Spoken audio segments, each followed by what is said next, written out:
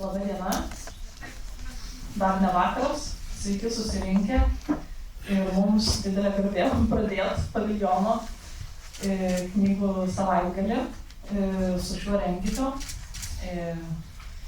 Jauno miesto skaitymai Liepsnos. Dabar aš persijungsiu į anglų kalbą, nes mes turime 3 viešnias iš Ukrainos.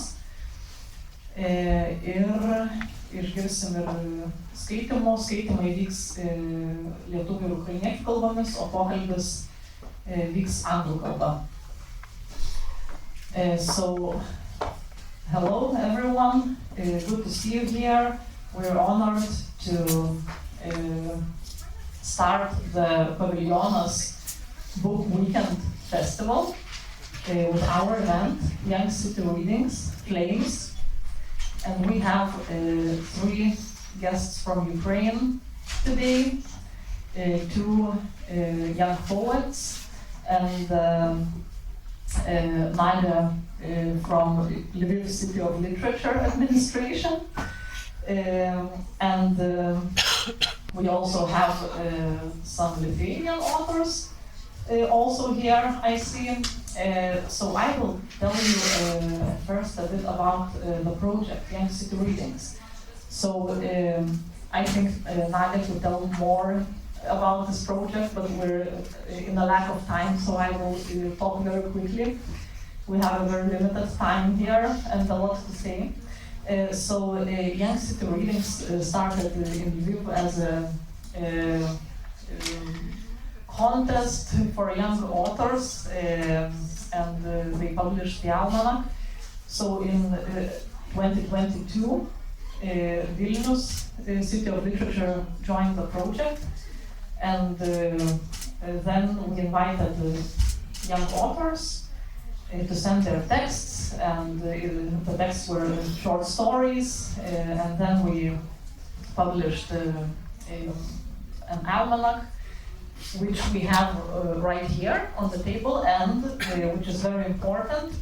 We have some more copies, and you can buy the Young City Readings almanac right there, where Ruta Eliošaitytė is sitting, and all the funds for the publications will go to Lithuanian Writers Union Literature Fund to support Ukraine. And if you want, you can pay in cash, or you can just, send the money directly to the fund. So please check the publication and please buy it, because it's very important to support Ukraine right now. And also this year we invited young authors to send their texts, but this year we invited to send poetry. And we had like a contest in Lithuania. We had some Lithuanian authors send their texts, and in the jury we had members Marius Burokas, Antanas Ajaminas, and Dalyvavo Kopūstaitė. So, Marius, I will ask you a bit later about your experience. So we have some Lithuanian texts selected for the almanac, and in Ukraine, the jury members were Ostav Slivinsky and Halina Kruk. Yes, so Halina had to be here today, but unfortunately she couldn't make it. She has a very important trip to Mexico tomorrow, and she was afraid that, we have some problems with our airport right now, sadly, in Vilnius. So what's to be done? But we have Nadia, so we will be fine. And then, after the texts, the poems were selected, we had a translation workshop. One translation workshop was from Lithuanian language to Ukrainian language, and we also invited aspiring translators to try and translate, and the ones translating to Ukrainian were working with the Jutčenko literary translator she's also residing in Lviv, and people who were translating from Ukrainian to Lithuanian were working with Vytas dictionaries. So today we will hear 2 Ukrainian poets and 2 Lithuanian poets, and we will also hear translations from Ukrainian to Lithuanian. And now I will invite 2 Lithuanian poets to read, because I thought it's good to start from slowly from Lithuanian texts, and then, you know, the tension will be rising a bit. We will have a discussion about the selection of texts and all the project, and then we will hear Ukrainian texts. So now I invite to read young city readings author Gabija Kopūstaitė. Welcome on stage.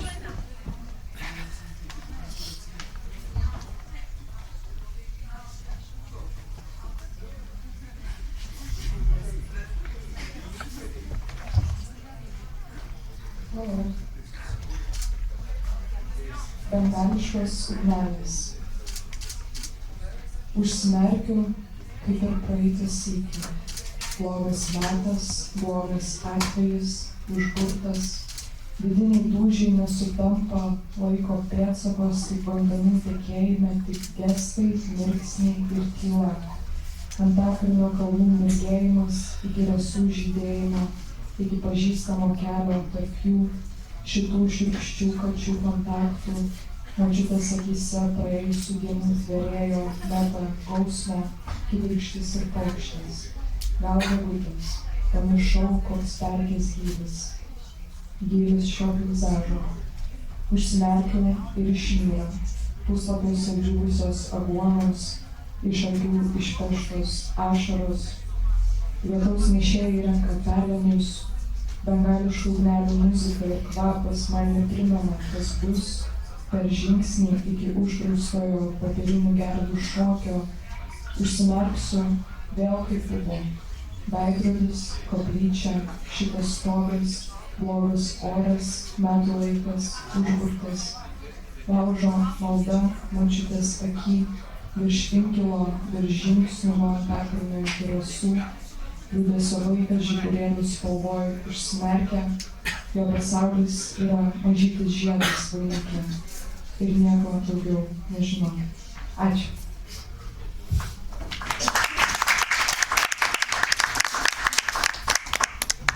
Thank you. Gabija Kopūstaitė was on stage, and now I invite another young city readings author from Vilnius, Lilija Rakova.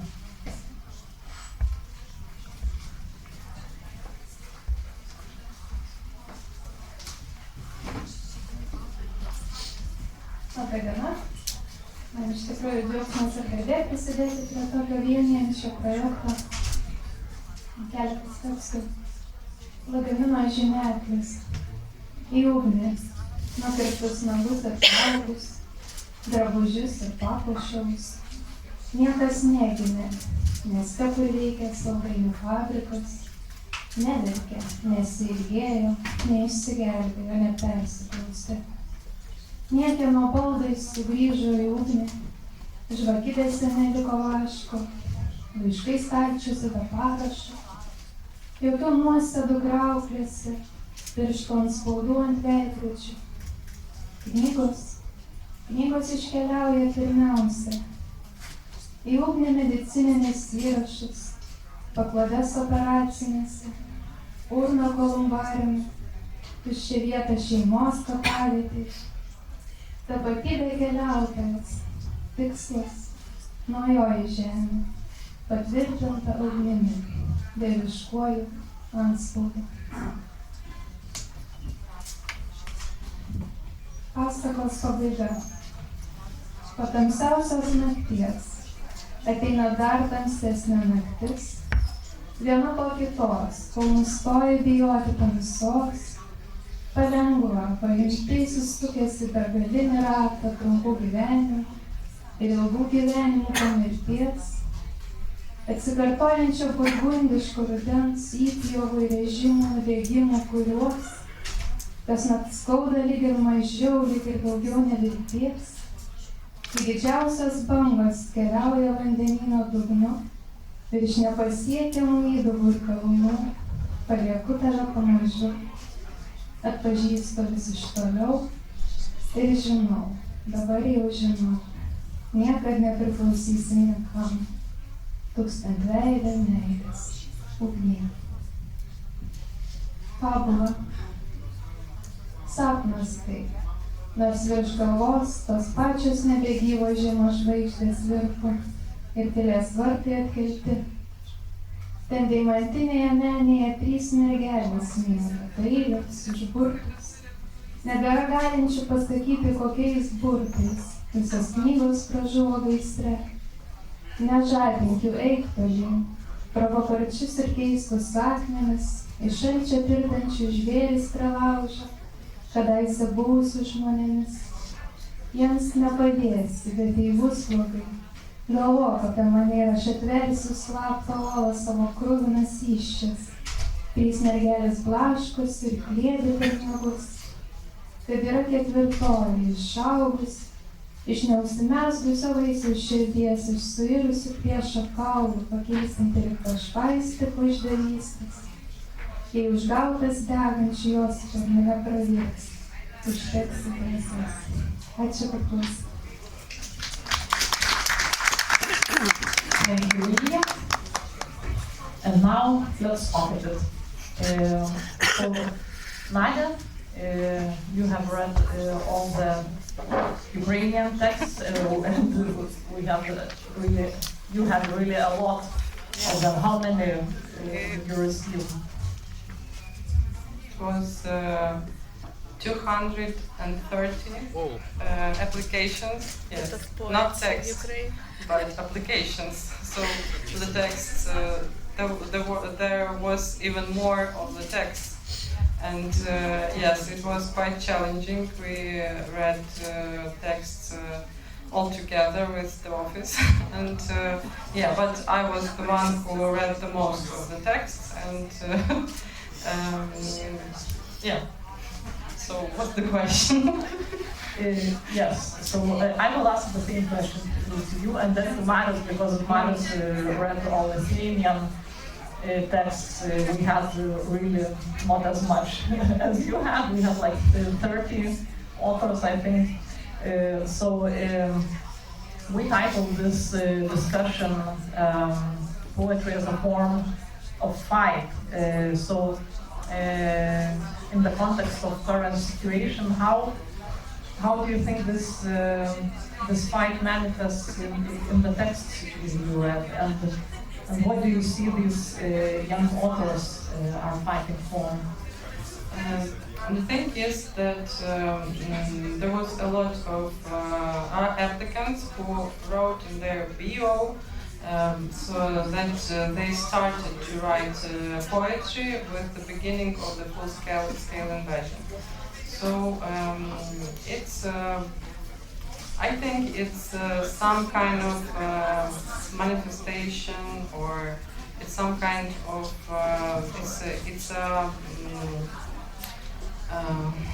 people trying to put their emotions into words, and that's how poetry is created, yes. And yes, sometimes people during the war can't find easy way to do something to help, but they have to do something, and everything, these emotions, this need to be heard and to do something is resulting into poetry or some text. Many people have crucial need to write their thoughts, their emotions into text, and some of them write poetry. And that's how, maybe it's not a fight, but it's something that almost everyone can do. Yes, to write down their emotions and their thoughts about that what is happening. And yeah, so. Thank you indeed. And Marius, what can you see from the Lithuanian perspective?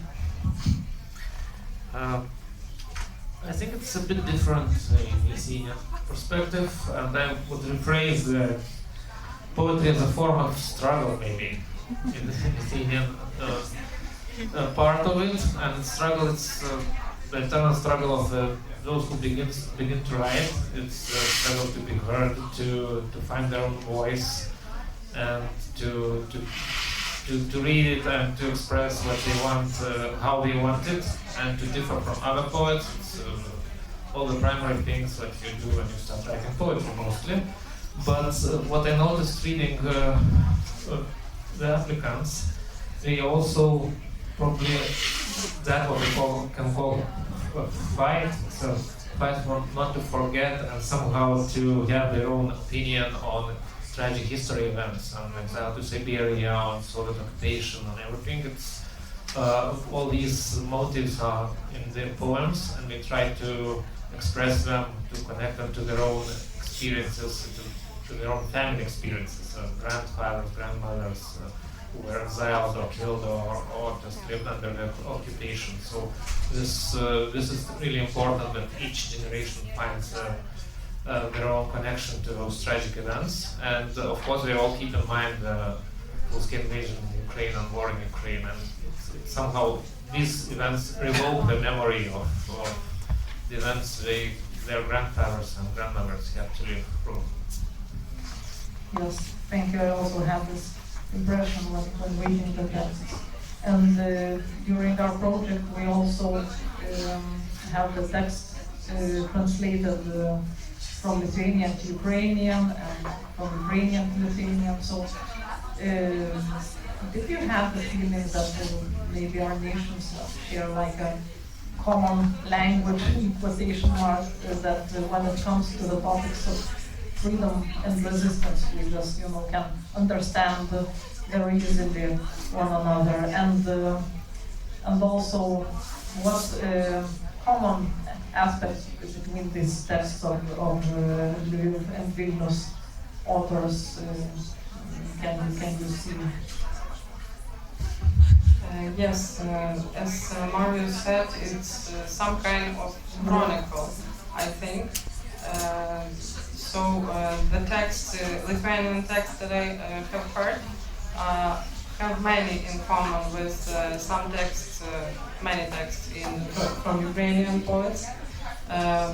Yes, many of the authors try to fixate some events. Yes, try to remember, try not to forget the past events that we've all been through, our nation's been through, and now it's happening again.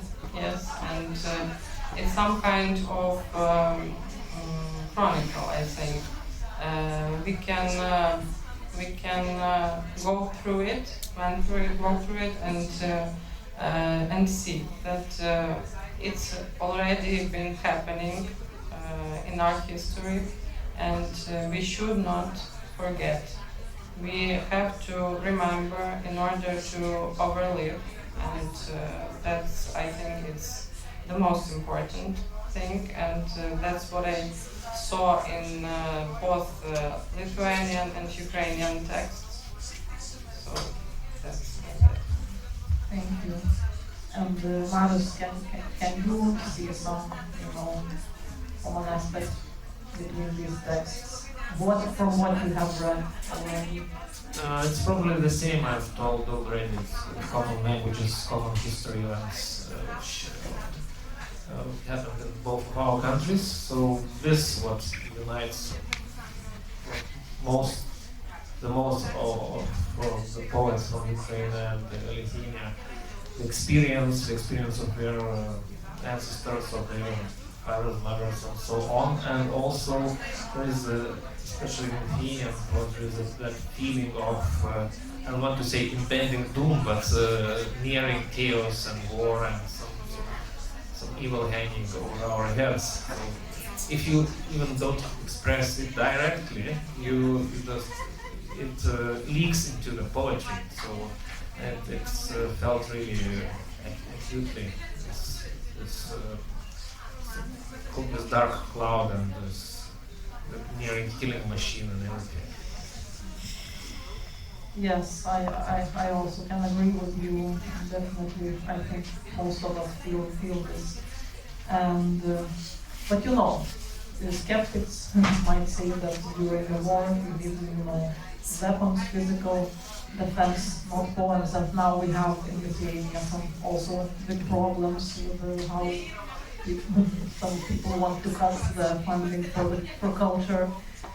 And but like based on this project, why could we still think that it is important to write poems, or why should we keep translating and reading each other's texts right now?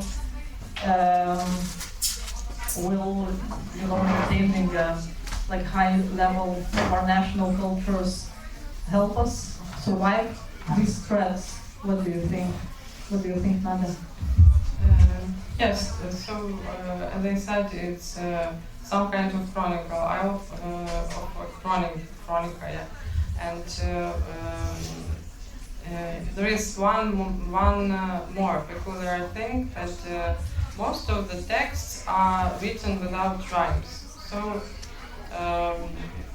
I noticed that in many, not only in Ukrainian, Lithuanian poetry, in the hard times, poetry transforms and it's getting rid of everything that is unnecessary, for example, rhymes.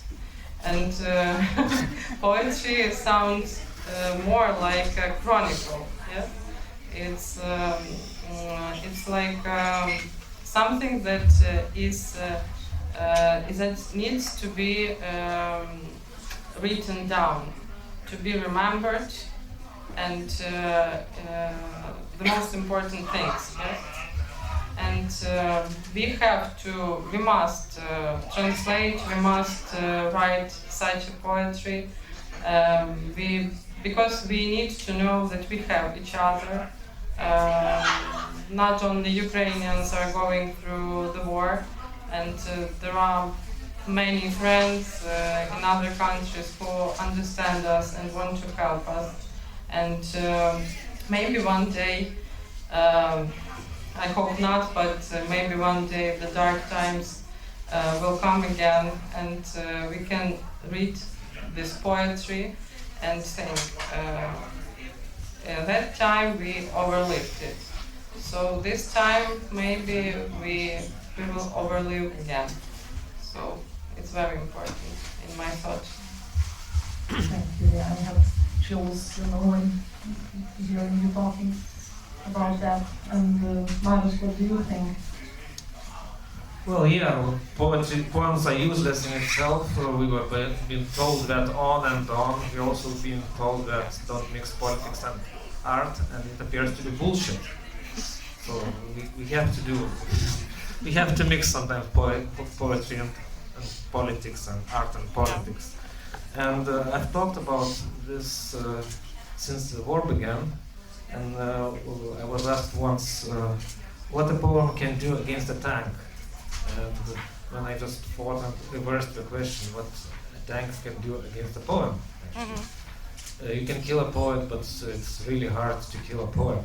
So that's one of the main reasons you should actually write and read poetry. And the other thing is, I'm really glad that one of the poems of the Ukrainian poets, Artur Dron, is in the textbook Lithuanian literature of 7th grade, right near the poems of our resistance fighters and after Soviet occupation. So it helps for the pupil to connect those things and to realize what's happening exactly. So it's their own family experience, history experience, and nowadays Ukrainian experience, and they connect. So this is what poetry can do. It connects, it explains, and it also gets, if the poem is good, it gets straight to your brain and to your heart. Yes, I also think that it's very important to get our youngsters to read poetry, and it's very good to hear that authors drawn poems are in the school program, so that's great. And the book is coming out next year, Lithuanian. Yeah. Yes, I'm very much waiting for that book. Talking about young generation, one last question because we have a time limit. So if you had to describe the voice of this young city generation in just one sentence, what would it be? Nadia, your attempt. I think, according to everything we already said, it could be we have to write and to read poetry in order to remember and in order to overlive. That's it. Thank you. And Marius? I even wrote it down. It's very short, actually. Resilience, memory, anger, and search for the beauty. Sounds great. Thank you so much. And now let's listen to Ukrainian young city readings poets. So the first one is Sofija Hromyk. She's a young poet from Lviv, and her poems were translated by Dovydas Grajauskas. So I invite Dovydas also on stage, and let's hear the original and the translation.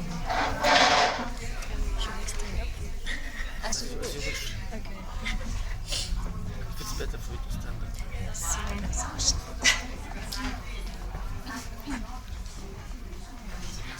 Okay, so I will start with a poem that is actually dedicated to Maxim Kravtsov, who was a Ukrainian poet, and he was killed by Russians because he was also a soldier. And I've been to an event which was dedicated to his artworks that he also did. And yes, I wrote this after I came home from the event. Білки очей згурчене молоко, що втекло від часу. Збігло не донизу, а одразу до раю. Сторінки мокрі, букв більше немає. Творців букв більше немає. Дерева виростуть нові, буде папір для нових книжок убитих поетів. Скалічені гілки хитаються так з лісорубами, що пропустили їх на своїй автоматній черзі. Akių baltymai sukišęs pienas, išbėgęs nuo laiko, nenubėgo iki dugno, o iškart į dangų. Puslapiai šlapi, raidžių jau nebėra, kuriančių raides nebėra, išauga nauji medžiai, bus popieriaus naujoms nužudytų poetų knygelėms. Siūbuoja aplaužytos šakos į taktą su medkirčiais, praleidusiais jas automato kulkų eilėj. The next poem is called Fading. Не вогником свічі, а вечором. Повільно підводжу руки, накриваю куполом місто, що має воскреснути, новими відтінками, щоби не втрапити в порожнечу. Причаїлась на чатах, чекаю нагоди перечекати слово, звуком за звуком, око за оком. Гуляю між людьми, як між скульптурами, а вони виявляються скульпторами. Всередині тіл їх порожнини не може бути, а є. Gęstu. Ne žvakar šviesa, o vakaru. Lėtai pakeliu rankas, kupolų uždengiu, miestą turintį prisikelti naujais atspalviais, kad neįkliūtum į tuštumą tykančią pasaloje. Laukiu progos pralaukti žodį, garsas po garso, akis po akies. Vaikšto tarp žmonių kaip tarp skulptūrų, o jie besąs skulptoriai. jų kūnų viduriuose ertmės. Negali būti, o yra. Conscious collective. Підбираю спогад, як чужий недопалок зі смітника. Ми ж всі один за одного, цигарка за цигарку, зуб за зуб. Хотілося б сказати, що й око за око, але очі давно випали. Міська божевільна буває блукає і гасить об нас недопалки. Conscience collective. Iškreipiu atmintį, kaip svetimą nuorūką iš šiukšlių. Mes gi visi vienas už vieną, cigaretė už cigaretę, dantis už dantį. Norėtųsi pasakyti, kad ir akis už akį, bet akys seniai išdegusios. Vietinė pamišėlė būna užklysta ir gesina aplink mus nuorūkas. Я дивлюся на її тіло і кажу собі, я рана, я відсутність руху. Дім зменшується, підвертає ногу і другу, падає, але не підводиться. Йому більше не бути зведеним. У нього тепер нове життя, у нього тепер нова господиня.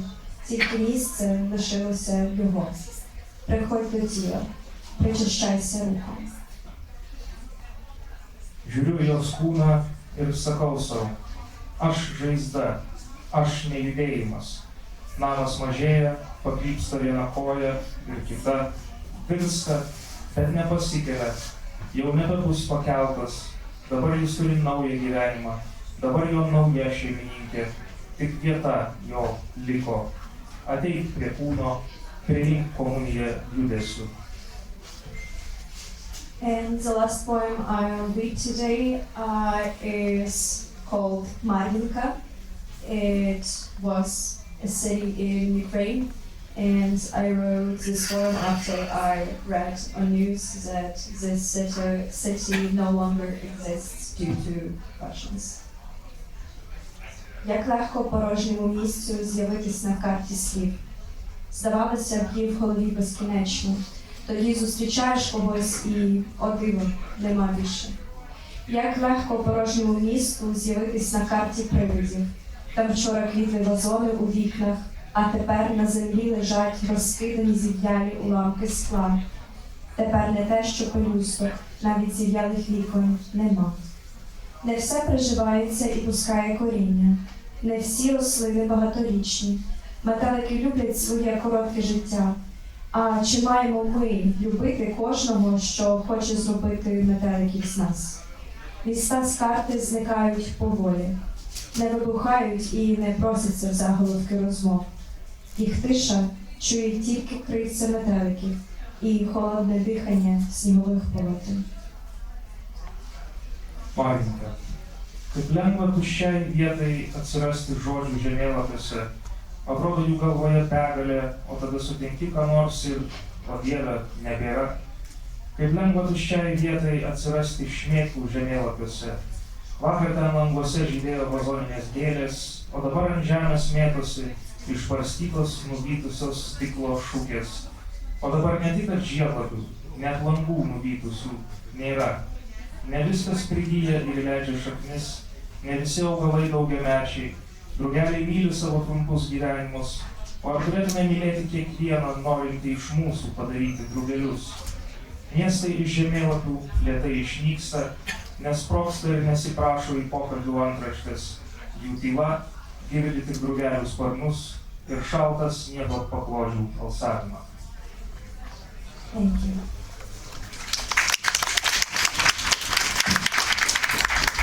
Thank you. That was Nadia Brylinska and her translator Dovydas Grajauskas.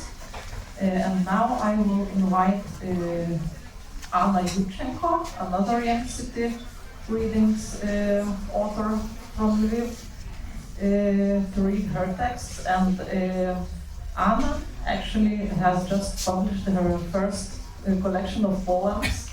So let's congratulate her. Applause. And she will read from her first book. And I had an honor to translate Anna's poems, so I will read the translation. Okay, we will sit. First of all, I want to say thank you for this project because I think it's really important to, in this unpredictable and hard time, to build such dialogue and bridge between countries, between generations. And yeah, I want today I want to read one poetry cycle, White Flowers, that I wrote in first month of full invasion. And I don't know, I think that it was my way to find words and to find hope.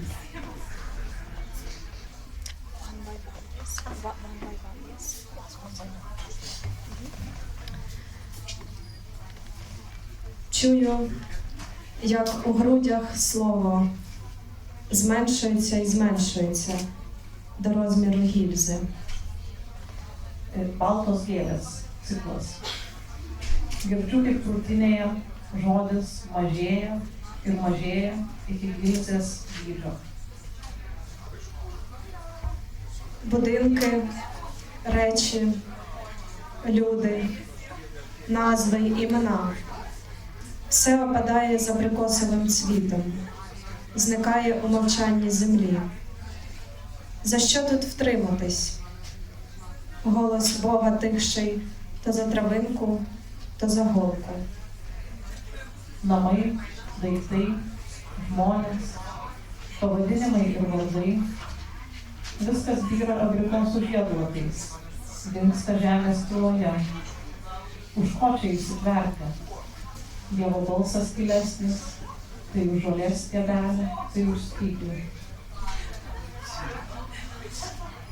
Час у тілі зупинився, як повітря у пробитому м'ячику, який лишив хлопчик у дворі перед обстрілом свого дому. Laikas kūne sustojo, tarsi oras pradurtame kamuoliuke, kurį kieme paliko berniukas prieš savo namų apšaudymą. Моє серце – це жовтий метелик, що кружляє по спорожнілій вулиці, під звуки сирени, так нібито музика. Mano širdis tai geltonas rugelis, sklandantis po ištuštėjusią gatvę, aidint sirenai, lyg būtų tai muzika. Війна, мир. Мир, війна. А поміж що? Бачу, білі квіти проростають. Karas, taika, taika, karas. O kas tarp jų? Matau, baltos gėlės kalasi. Як добре, що неможливо помістити у це слово всю ненависть, знищення, смерті, бо це слово стається тілом і чинить ненависть, знищення, смерті. Kaip gerai, kad neįmanoma sutalpinti iš jų žodį visos neapykantos, naikinimo, mirties, nes šis žodis tampa kūnu ir sėja neapykantą, naikinimą, mirtį. Завжди думала, що в людях із півдня та сходу більше сонця. Тож найперше зроби їх, Боже, пролісками, кульбабами, соняшниками. Visada maniau, kad žmonės iš pietų ir rytų savyje nešiojasi daugiau saulės. Tad pirmiausia, Dieve, paversk juos snieguolėmis, pienėmis, saulėgrąžomis. Хочу вберегти Твоє серце, і його, і її неможливо.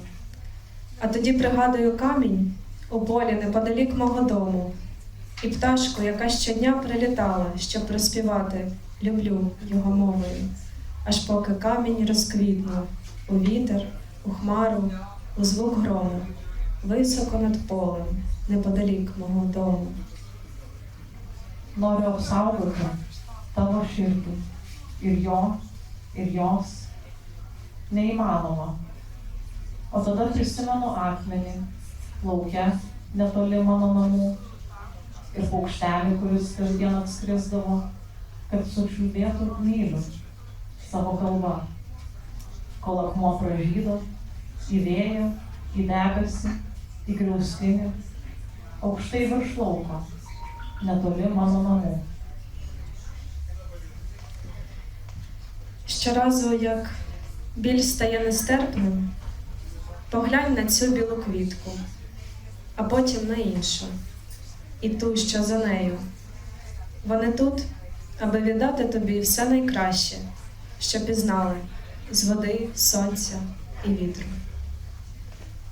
Kaskart, kai skausmas tampa nepakeliamas, pažvelk į šią baltą gėlę, o paskui į kitą ir į tą už jos. Jos čia, kad tau atiduotų visą geriausią, ką pažino, iš vandens, saulės ir vėjo. Ačiū, thank you. Thank you, Jauno.